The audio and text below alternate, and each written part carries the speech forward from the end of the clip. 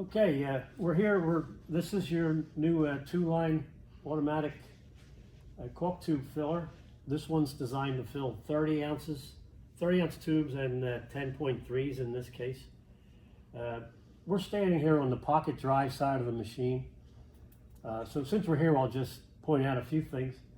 The main functions of the machine, that is like the piston drive, the cartridge lift and lower drive, and the pocket drive are all mechanical, and the other functions are pneumatic. So the pocket drive stems from this eccentric, comes to here, and it swings this arm back and forth. When this pulls back, the pockets advance, and they index, every cycle. This is your air connection. This is a slide valve. When this is back, the air is off. If this is forward, the air is on. This is just a stop button, and that light. This light, it's not on now because we don't have power to the controls. Because we're gonna, in this video, we're gonna show you how to change over from the 10.3s to the 30s. Right now, it is set up for the 10.3s, so we're gonna change it over. So we figured we'll run through this video and show you what's involved in that. Since we're here, these are all your solenoid pneumatic valves. They control all the pneumatic functions with the exception of the main valve by the main valve and pallet.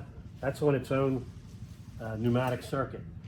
And so, these valves, you can actuate them by these buttons here. And we'll give you a roadmap, diagram showing you which does which. Just in case, like for instance, this is the eject. If you wanted to manually eject, you could push this button and it'll eject. It doesn't have air to it now, so it won't do anything. So anyways, we cut the air to it and we cut the power because we're going to do the changeover. So we'll start at the feed end and go from there. This is the Cartridge Magazine. For these cartridges, we installed this baffle here. I don't know if you can come around. This is just for the smaller tubes. This baffle assembly, it's this bar and these two rods. It's held in by 3 screws, one here, and one up here, one up here. And you can remove the screws and lift it out to do the 30 ounce. And then the next thing, we can come this way.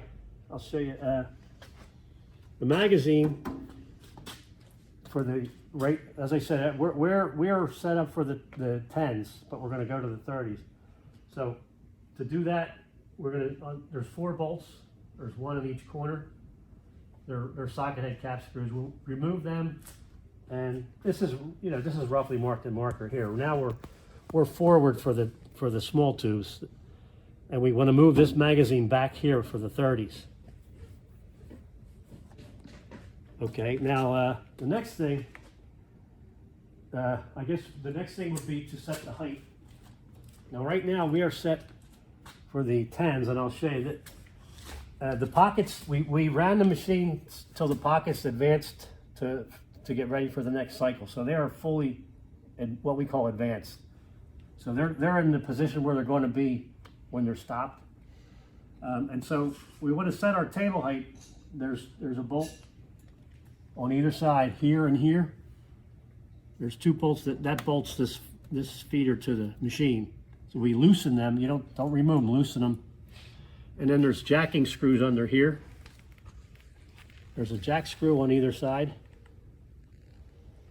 here with a nut, and that supports this. You crank this up or down. Now we're up in the up position, and you can see when the feeder advances, they'll slide in there nicely. There are rough witness lines on the frame here. We're on the up position for the smaller tubes. Now they're really just a reference. Your true setting is pockets advanced. Your nice smooth transition from here to here. Now, the other thing, these retainers, what they do, sometimes, especially with the 30s, the weight of the tubes pushing on the tube that's exiting tended to pop them up in the air. As it was leaving, it would pop them up. So that takes care of that. So on the 10s, we are down. We're almost fully down in these slots. We're not quite fully down. It would work fully down, but we're about maybe a 1/4 inch from being fully down. On the 30s, we loosen these 4 screws and move this all the way up in the slot. In fact, I can show you real quick.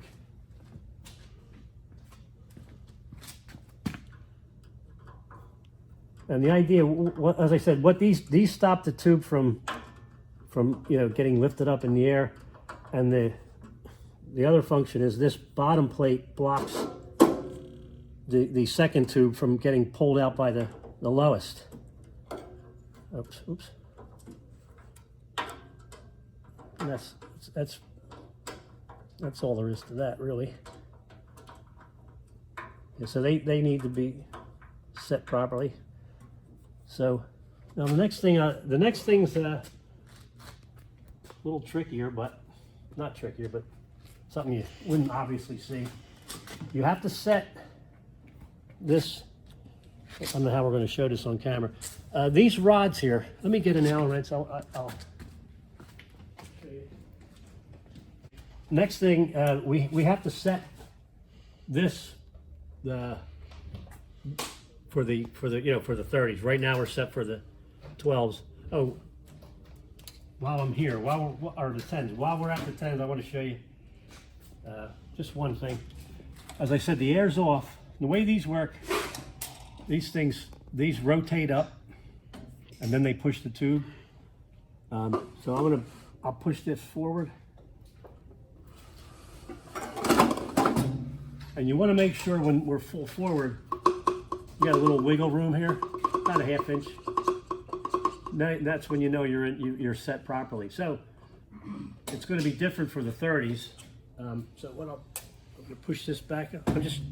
Since the air's off, I can move it by hand. So anyway, what I'm going to do, if the camera can see it, on either side there's a drive rod here and here, and they have a collar on both, roughly near the ends of both ends, this end and this end. The collars are just to show you where your setting is. Now, to set it, I don't know if this Allen wrench is right. The Allen wrench clamps onto the shafts on either side. So I'm going to loosen this one and this one. When it's the unit's in front of you, you'll see it much more clearer, I'm sure. So, okay, I loosen the set screws that are right below here. They're in this rod attaching to this drive rod. And I'm going to push this all the way forward to the collar. I don't know if you can, camera seeing that or not. That collar is just it's establishing where your 30-ounce setting is. So I'll lock them up. And what I'll do, as I showed you how, with the air off, you push up into the tubes.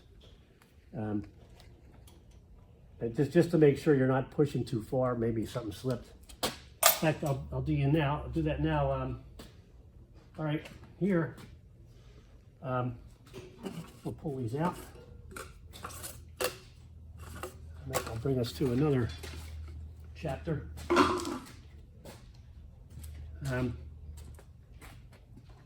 For the 10-ounce tubes, we use these inserts in the pockets.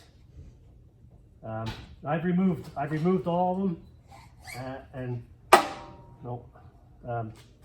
anyway, these are held in. These inserts are held in by a 7/16 long screw. However, when you're running the 30s, you want to remove those screws and change them to the 1/4 inch screw. So these are the long screws holding the inserts for the 10s, and the 1/4 inch, they're there solely to protect the threads in the pockets. Now this is the last one, and I haven't installed that screw yet, but that's what I'll do. Now I did that down the other end. I thought it was easier, but you could do it here as well. But if we get to it, I'll show you why. On the eject end, it's probably easier to change out the screws and the inserts, because it went pretty well. The next thing after the feeder, you can do these. It doesn't matter the sequence of when you do them, but they all need to be done rather. We're going to change from the 10s to the 30s. We're going to change the fill. So now we're on the opposite side of the pocket drive. This is the motor side. We'll pull these pins and swing the guard out of the way. I already did this to the other side. There's a this is the quantity adjustment, and there's a lock nut in the back, and you have to loosen that guy. I did the other side already. So, okay, that's loose, and I'll show you all the steps involved in this. Okay, quantity adjustment is loose, power is off, air is off. What we're gonna do is crank this around till we're at bottom dead center. So here we are. Rotation looking in from this end is clockwise. We're going to go around the bottom dead center, and I'll show you what that is. Incidentally, make sure your air's off, because you don't want to fill inadvertently. Okay. Bottom dead center is when this, what we call the crescent plate, is at its lowest point. And one way to determine that is if you look at these are the eccentrics, we call them. You can see there's a split in them. Basically, when that split is square with this eccentric rod, you're at bottom dead center. Now that's going to change a little bit because we're going to move it. We're going to swing it up this way a little bit.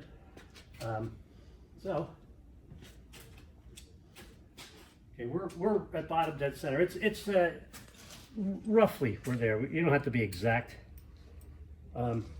So there's a. What we're going to do now is move the eccentric rods from this location to this location. Because for the 30s we need a much longer stroke on the pistons. So oops. Helps when you have the right one. Here we go.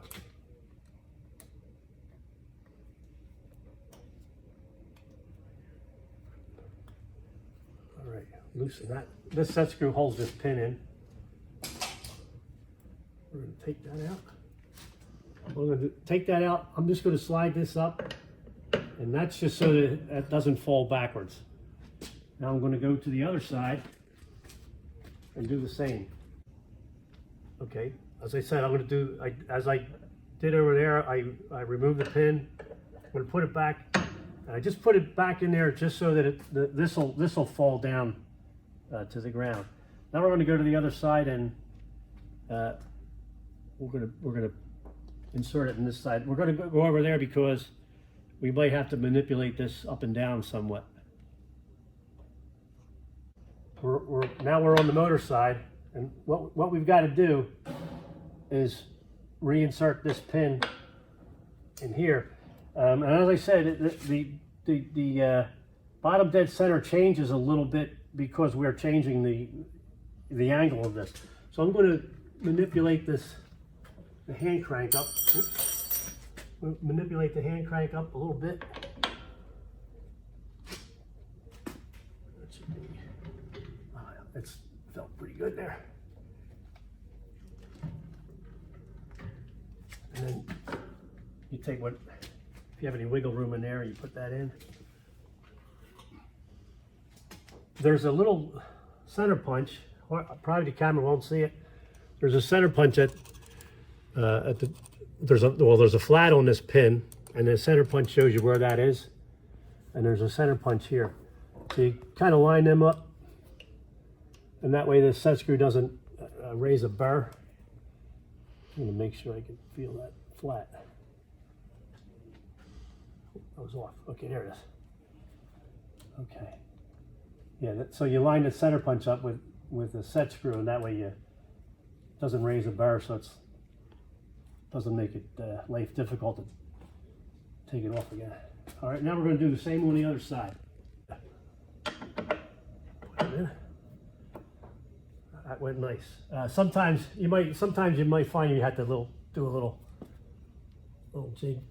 dance there, but this one went perfect. The reason why we did the other side first is because right there you have the hand crank right in front of you, so you can change your bottom dead center. So you're right there. So I'm turning this to make sure I'm in that flat, and we are. Okay. All right. Okay, moving on here. This is your quantity adjustment. This can be done from either side. These are linked via there's a shaft that runs through. They can be done from either side. Now the reason that you do this, your quantity adjustments should always be made at bottom dead center. And the reason is, in this position, this link can swing in this arc, and that doesn't change the pistons. The pistons are full forward, so you're not actually fighting you're actually not moving product around, which would be, with a heavy product, it'd be pretty tough. And there are lines on here, rough lines. I don't know if the camera's picking them up, but that's roughly where your quantity is on either. We're almost at the end of the arc on either one. We're almost at the close end on the 10s and the far end on the 30s. Now I put these jam nuts in just to kind of tell me roughly where to go. You may, if you have to tweak your quantity a little bit, you may, like if you need more, the further out you go, the longer stroke you'll take, so the more quantity you'll get. So these can be removed or moved, but this is where when we tested it went nice. Okay, we're at the 30s. Now I'm going to lock up both sides. And some people try to run it without locking it up, but the machine will last a lot longer if you lock both the quantity adjustments. And once you're dialed in, it'll stay there. All right, I'm snugging this nut down. What that does, it eliminates any. There's not much free play in there, but there's enough. So you lock this down on both sides, and you'll have a much more consistent fill. Okay. All right, now we've done the fill. Now we're gonna change the nozzles. For the 30s, the nozzles are much shorter. As you can see, I put some, wrap the bottoms in plastic.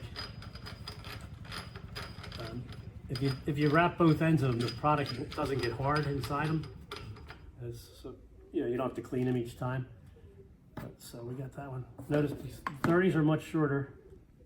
I put some anti-seize on the threads, and I clean this surface. I clean the surface, the mating surface where it hits the valve. And make sure that starts in there. That's good. I always put anti-seize on the nozzle threads and the cylinder threads as well. There we go. I just go hand tight on these. You may want to put a strap wrench on. Haven't had the need for that. One down, one to go.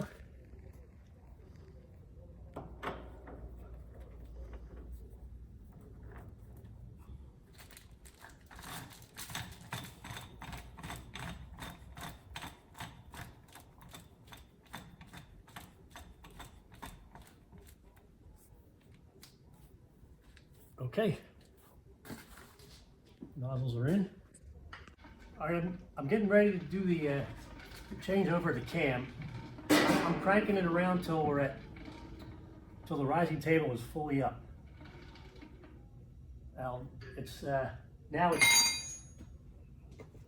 We need a lot more lift for the 30s. That's why we have a different cam. So I got it as high as it wants to go, and we're going to remove the springs. We do that by shear force. that one off. And we pull the other one off.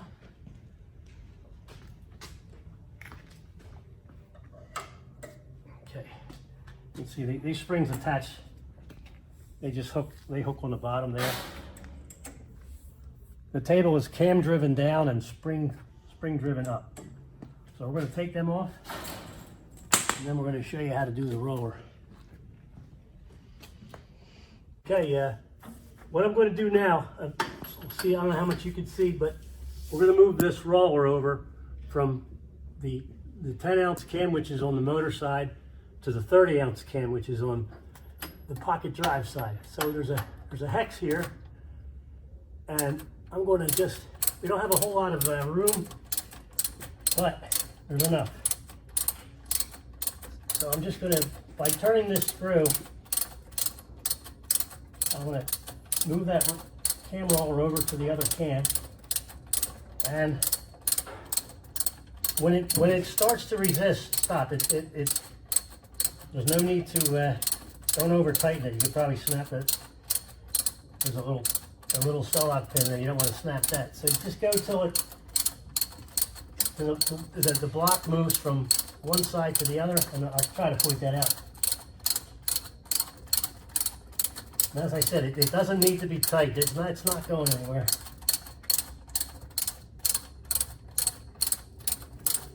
Just takes a lot of little strokes. Okay, just barely snugged it. And same going back, by the way. So now this block is up against this collar here, and now we should be directly underneath the 30-ounce cam. Well, I'll put the springs on and I'll just visually verify that that's true, but I'm sure it is. So, okay, let's put the springs back. And here you may need a person on either side to help you lift the table. Okay, next thing we're going to do is change the capper, and we'll show you what's involved in that. Cap sorter doesn't really need, there's not much except for the chute. You have to change the chute, and there's a photo eye here in the back. We'll show you that. Sometimes the idea with these fingers is to get these caps into a single file before they get to the top, and it seems to work pretty well with both size caps. But if you find that you may, if you're crowding two at a time, like that one will be kicked out probably by the time it gets there. But if you see any too much crowding, you may want to tweak those fingers over. But it's been, we didn't change the setting for either cap, so it's been okay. All right, now we're going to go to the other side of this, the back side, and show you what we're going to change. Okay, now we're looking at the back of the cap sorter.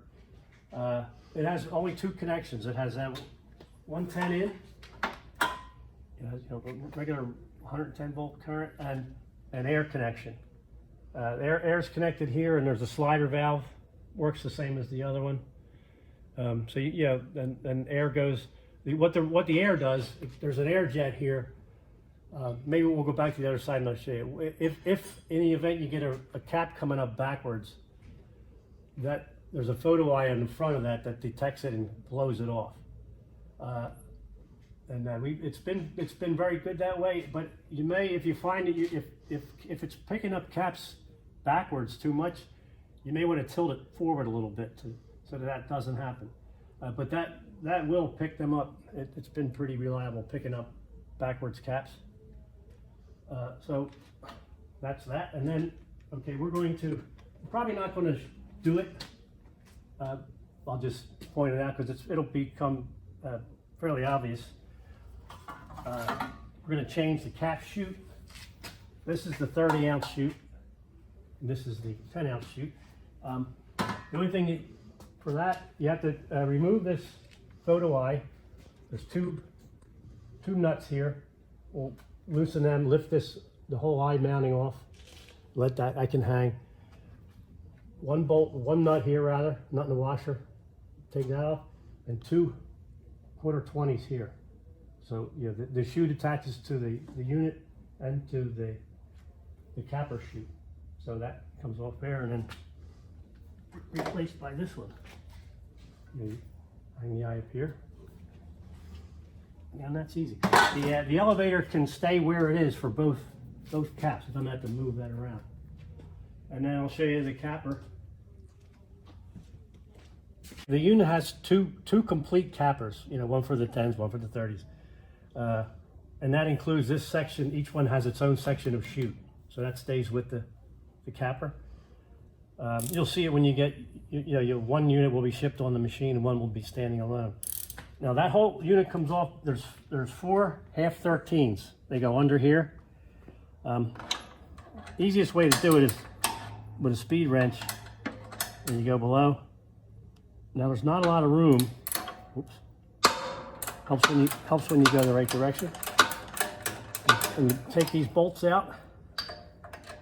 There's 1, 2 here and 1, 2 on the other side. And we'll remove those bolts, and you lift the whole unit off rather, and put the other unit on. Now you'll see, like I said, when you see the other unit sitting there, you'll know exactly what you're dealing with. But it's the whole capper from this chute section to the base, the mounting legs, and then this part here. That'll come out. The other one is 4 inches higher, so we'll see. All right, next thing is the plunger section and pin insertion plunger section. Okay, next thing we're going to adjust this is the pin insertion cap plunger section. What we're going to do now, we have some rough marks here. These marks are about flush with the top of this block. There's one on either side. Now that can be moved. We're almost down almost all the way to the bottom of the slot for the 10s. We're going to be at the top of the slot for the 30s. So we've loosened these. There's 4 bolts on either side. We've loosened them, and then we're gonna crank this guy up. We've got this adjusted all the way up. I know you probably didn't want to sit through all of that, but anyway, so just go till it stops loosely by hand, and then we'll retighten everybody here. And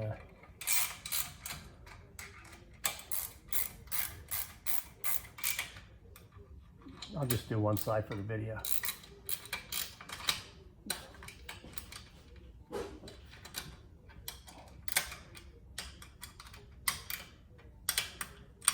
Okay. Now, just a couple of things. The plungers are adjustable if you need to. If you can hold these. There's wrench flats here. You can adjust this plunger up and down on this screw. It seems to work pretty well right where it is for both. But if you need to, if you see you're plunging too far or not far enough, you can adjust that either way. The way this works, the pins drop first. The air's off, so these will be up. Pins drop, and then the plungers come down. The angle where these pins are mounted, they're mounted on slots. This angle that holds the pins, there's 2 socket head screws up here. If you loosen them, you can move this in or out. The idea is you want to make sure that you at least start inside the tube, but be as far back as possible so that the cap doesn't have to push that pin so much, because that way they'll last longer if they're not flexing so much. So like I said, that's the idea. At least get them started within the cartridge when it comes up. And so that's your reason for that adjustment. Also, this is just a feature here. If you loosen these 2 or 4 hand knobs, you can slide this forward, and that's for if you need to clean up in here. It's a big help. Now you have a little wiggle room in there to get in there and clean stuff up.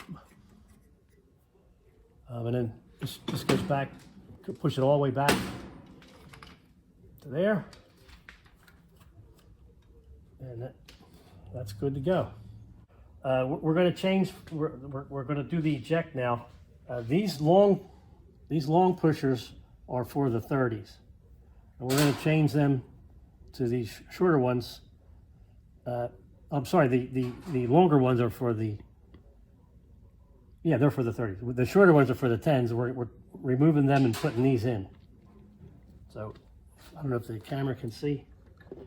Down here, this eject bar, this diameter fits in this hole 2 times. And then we're going to crank this screw down here. Make sure you're up against it.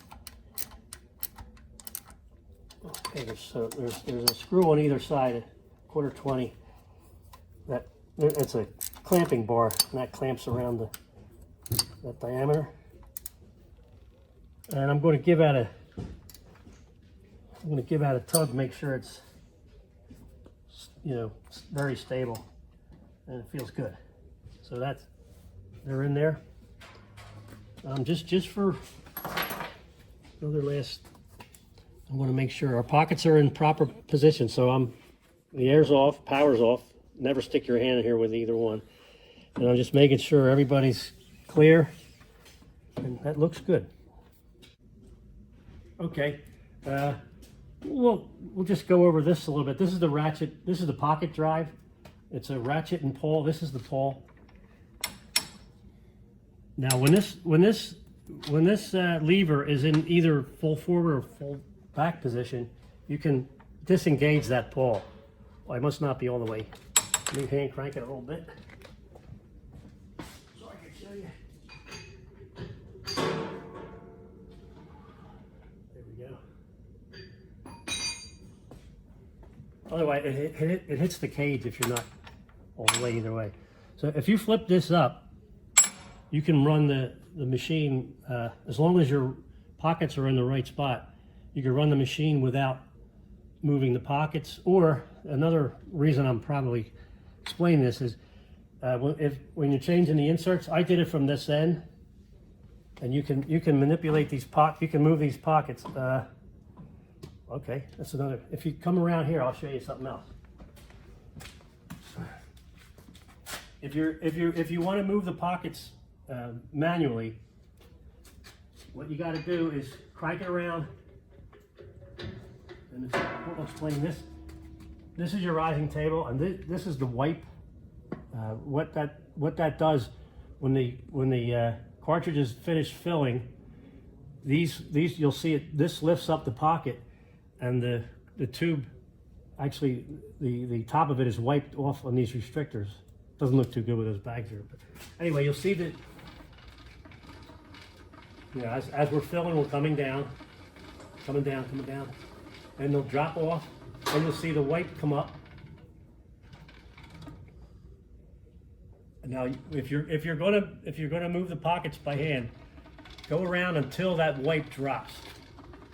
You'll see it. See it drop down. Yeah. I'll go backwards a little bit here. See, that wipes up. Now the wipe came down. So now you can freewheel the pockets. But incidentally, don't ever run the machine backwards if that pocket pawl is engaged, because it's 180 degrees out of phase. Something will give. So anyway, now we're down, where the lift table's out of the way, the wipe's out of the way, pocket pawl is disengaged, and we can move these pockets freely as we need to. So that, and I was showing with the inserts before, it was real easy right here. Of course, you'll probably have a slide table in the way, but that's how I did it. But you could do them at either end. And then I think, on that, always, if you move the pockets by hand, I always hand crank it. I don't ever power it up until I know, I crank it by hand, make sure everything is in the proper location. Because if you catch this, especially if you're in the middle of a fill, if you catch this on the wrong part of the cycle, the pawl may miss the next index, and you'll get a double fill, or you'll get a jam. So you don't want that.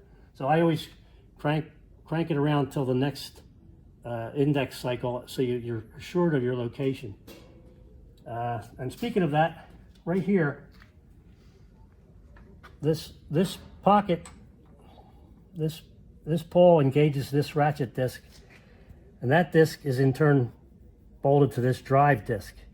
Now you can move these, you can move the pocket location as over time the chain will stretch, so you'll have to adjust the pockets, and I think I mentioned earlier, everything stems from the lift table. The pockets, when they're fully forward, or ready for the next cycle, they need to be centered at the lift table. And from there, on either way, either toward the feeder end or toward the discharge end, that's all adjustable. So over time you'll see some chain stretch. So you'll have to, like in this case, you'll have to lower the eject a little bit. It'll take a while, nothing to worry about. So as the chain becomes longer, this point will be a little lower. So you'll have to adjust this down. That's slotted over here. I don't know. This whole unit is bolted here, and that's slotted up. That goes up and down as needed. The same with the feeder. The feeder goes up and down. So that's all to accommodate any chain stretching.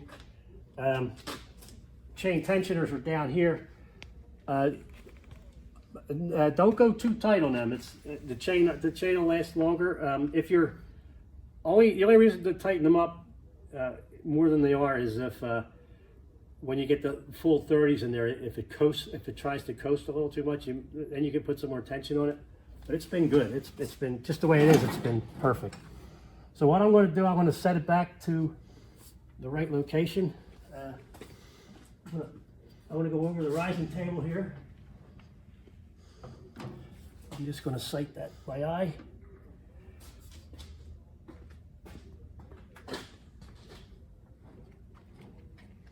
I wasn't happy with that. A little hard to see down there. Okay. We're there. I'm going to re-engage the pawl. Oh, I moved that around. I'm sorry. Okay, everything's off. I'm going to turn this around so I can. Here you can look through and see the ratchet levers pulled back. I can be able to flip that. Flip that. Now I'm going to go one cycle, make sure everything's in the right spot. Lift, lift. Here the pole drop. Now we should index up once. See the wet wipe comes up. Now we're moving forward. Drops. Make sure the rising table comes up through the center of the pocket. Perfect. All right. That's good. This is the frequency drive for the motor. This sets the speed of the machine and start stop. Now, a very important point here. This can be controlled locally or remotely. Both are nice, except when you're running the machine, you need to be in the remote, because that allows the stop circuit to work anywhere throughout the machine.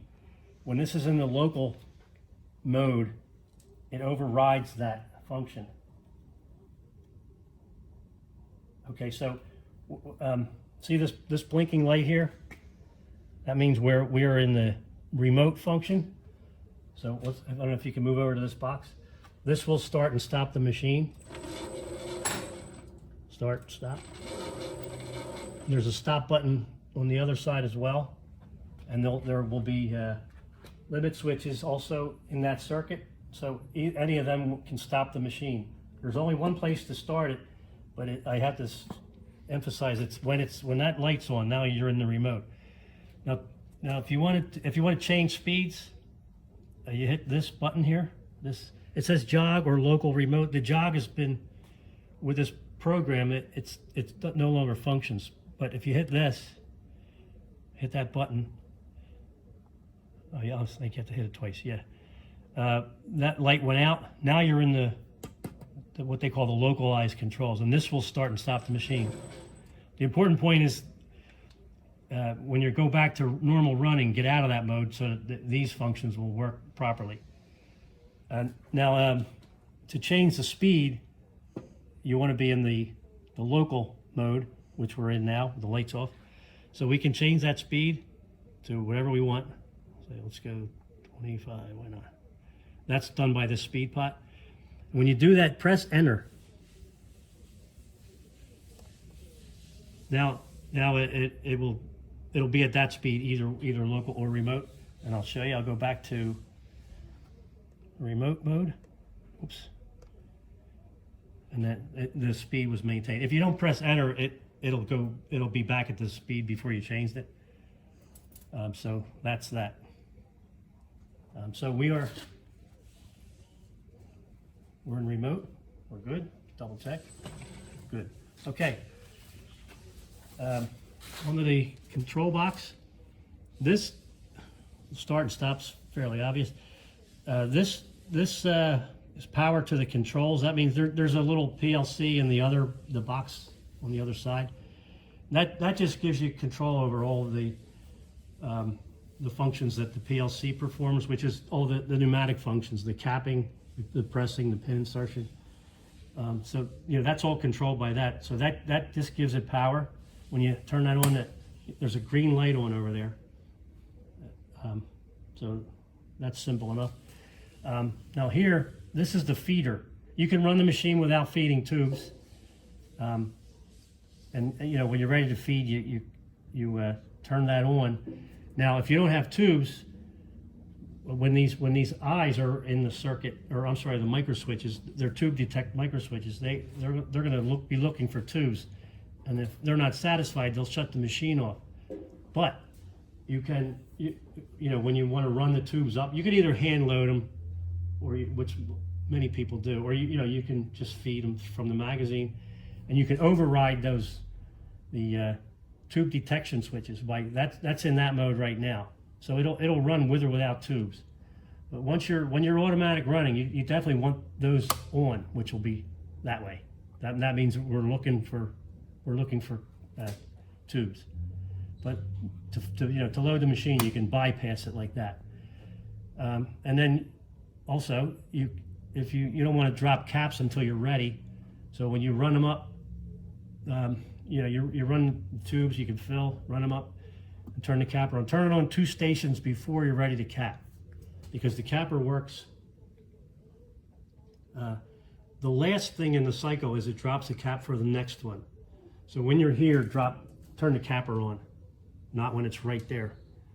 If you turn it on too early, the worst thing that happens is you get caps on the floor, and I'm sure you're familiar with that. Okay, now one last very important thing. Well, the most important thing is safety. Cut the air and cut the power to the machine if you're in there. Now this here is this controls the fill valve. We will label this better when it gets to you, before it gets to you. In this position, fill is off. The fill pneumatics are autonomous. That is that this air cylinder is controlled by this valve. Directs the air to the air cylinder, and that's driven by this cam. So it's all mechanically timed. It's standalone. So, but and oftentimes you're going to find you want to run without filling, and what all that does is directs the product goes back up into the hopper, because from the cylinders to the hopper. But when you're ready to fill, you can turn this valve on. I can do it now because we're not running, and we don't have any air. In that position, when that cam says it's time to go, that'll open that valve, and you'll dispense product. But in this position, you can run without filling, and it's really handy to do that when you're setting up, getting it all ready to go. One thing we didn't cover, this switch here is cap sorter. That's actually that controls this. This is a switched receptacle. And so the cap sorter needs 110, so we plug the cap sorter here, and that gives that power when you're ready to run it. So it's on, off. This is the valve. It's a big 3-way valve, and this is the pallet. Some people call it the rotor. I don't even know where the name pallet came from. But anyway, there's O-rings on either side of this. Actually, the other side doesn't really need one. because there's a blind cap on there, but you can run an O-ring on either side of this pallet.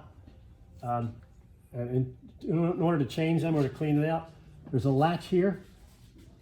I don't know if the camera can see. The latch engages this groove. That's in the. So when that's in, there it is. Make sure that keeps the pallet in proper location. And then there's a set screw in here. Loosen that. You can pull this pin, and now the whole this ring will come out. Now the pallet can come out through this hole. I'm not going to take it out because we have full product.